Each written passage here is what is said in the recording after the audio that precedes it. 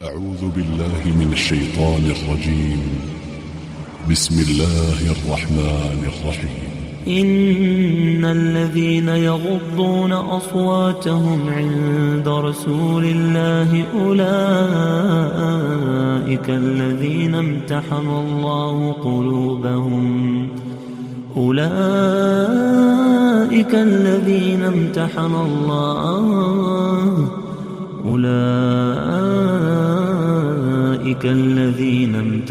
الله قلوبهم للتقوى لهم مغفرة وأجر عظيم.